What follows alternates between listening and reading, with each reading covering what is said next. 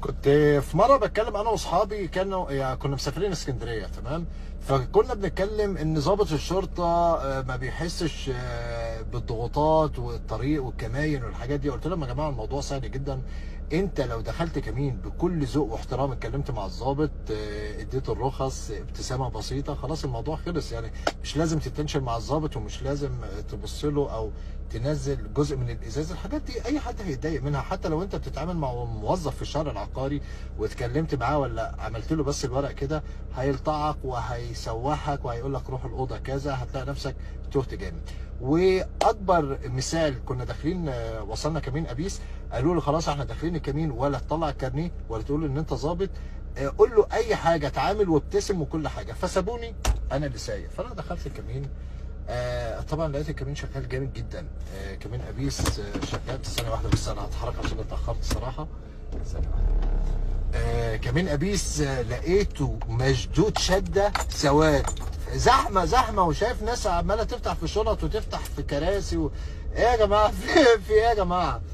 فوصلت الكمين، بصيت للظابط كده، سمسمت عينيا شويه، يعني اللي هو مساء الخير يا فندم.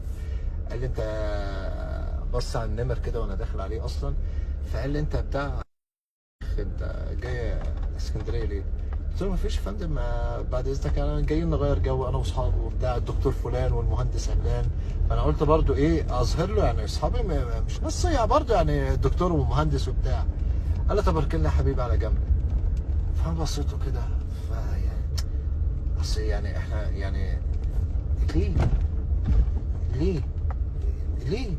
الناس محترمه وناس مؤدبه وابتسامه، واعمل لك ايه تاني؟ انا اعمل لك ايه تاني؟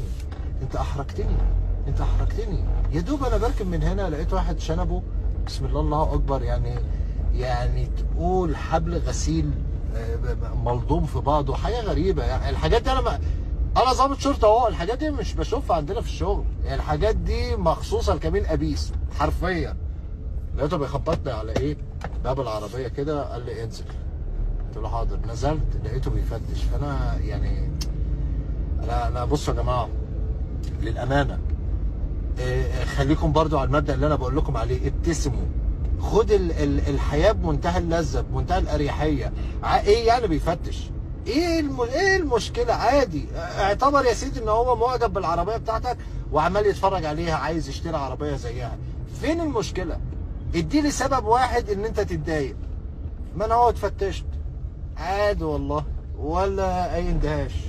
انما واحد صاحبي لسه بيقول له ده خلي بالك انت مش عارف انت بتكلم مين قصده عليك. قصده يقول له ان انا ظابط